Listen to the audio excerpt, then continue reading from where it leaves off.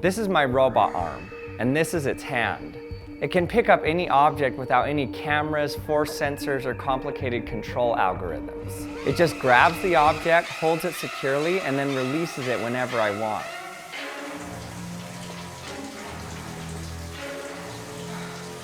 This type of gripping is called a granular jamming gripper. I'm going to be showing you how this mechanism works and how it's being used for robotics. I did a video a few months ago that showed an interesting phenomenon.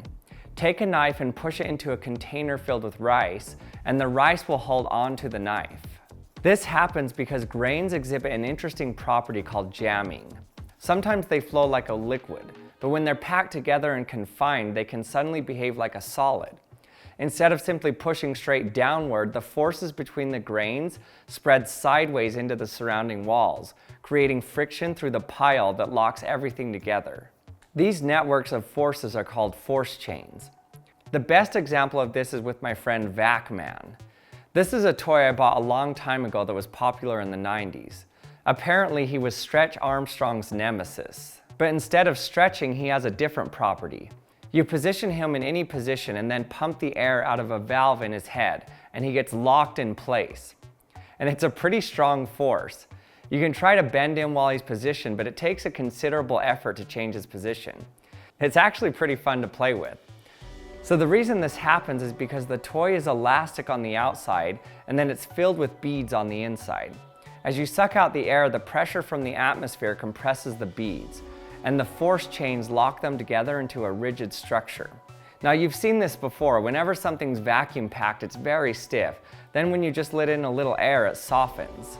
But what if we use this mechanism to our advantage to grip things? So I'm going to try to make an actual hand that can do this. Now before we continue, I want to thank Delete Me for sponsoring this video. Privacy is something that's important to everyone. Unfortunately, there are hundreds of data broker websites that collect and sell personal information. In many cases, that information can be accessed by almost anyone. That's why I've been using Delete Me for over 2 years now. Delete Me is a subscription service that finds and removes your personal information from hundreds of data broker and people search websites. And they continue monitoring those sites over time to help keep your information from reappearing. They regularly search hundreds of websites for your personal information and handle the removal process in your behalf, saving you from having to track down and contact these sites yourself. Look how many websites they've reviewed and then removed my personal information from, all without me lifting a finger to do anything. One thing I really like about Delete Me is that they don't just blindly submit removal requests. They first verify that your information is actually present on a site before taking action. They also have privacy advisors available if you need help. And if you find your information somewhere online that you'd like to be removed, you can submit a custom removal request and Delete Me will take care of it. Delete Me has been helping people remove personal information from data broker sites for more than 15 years and was recently named Wirecutter's top pick for data removal services. So if you'd like to see what personal information may be floating around online about you and help get it removed, go to joindeleteme.com/actionlab and use code ActionLab for 20% off Delete Me consumer plans. And thanks again to Delete Me for sponsoring this video. Now let's get back to our experiment. So first I need to choose a good grain for this. Any grain will work, but I want a robot with a good grip, so I want the locking to be solid. One of the best materials for this is actually coffee grounds. This is because the grains are irregularly shaped and have many different sizes, so they actually lock up really well. So first I needed to try to get these coffee grounds into a balloon. Now I first tried this by putting some in a funnel and then inflating the balloon with a shop vac. But that was a dumb idea and made a huge mess. If only I could inflate the balloon without there actually being pressure inside the balloon.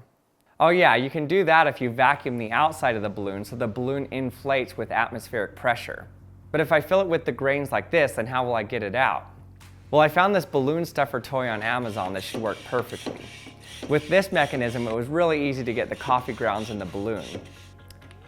But the problem was the grains were too sharp and the balloons kept popping everywhere and made a huge mess. So now I have a much thicker balloon that should work better. Okay, so now I'll put a tube inside the balloon with a filter on the end so it can't suck up any of the coffee. This tube will be connected to some valves. These valves lead to my vacuum pump and an air pump. So when this valve is open, the pressure in the balloon will be slightly positive, so the grains are free to flow and move around easily. But then when I open this valve, it vacuums all the air out and all the grains lock into place. And it becomes really solid. You can't even force it to move. Now you could actually just use a shop vac for all of this that can suck and also blow air, but the airflow is way higher, so it'd be more difficult to control. Okay, so we're gonna test how well our gripper works on a bunch of random different objects with different varying shapes and sizes. So we're gonna go to what I think is easiest to hardest. So the easiest should be a shape where it can morph around it and grab onto it and pick it up. But the hardest should be shapes that on the end here is a block, so there's no real anything it can grip around it. It has to be able to just pinch the sides. So I'm not quite sure if this one will work. Let's see how these other ones go. Okay, first we're gonna try a ball. Okay, grab. Now release. Now let's try some scissors. Okay, this is just a random toy. Picks it up just fine.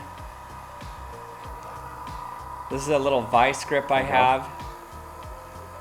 Can hold on to that just fine. This is a GoPro cover. Pretty thin edges and it picks it up just fine. Okay, now let's try some tongs.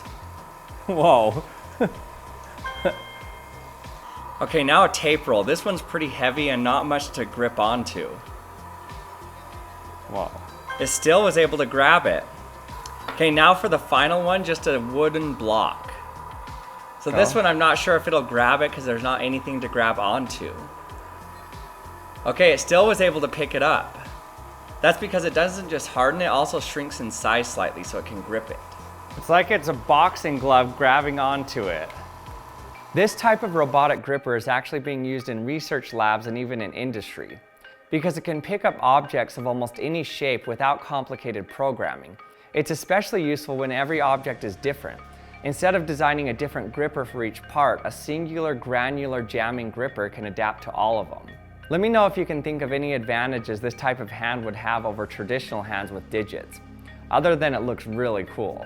And thanks for watching another episode of the Action Lab. I hope you enjoyed it, and we'll see you next time.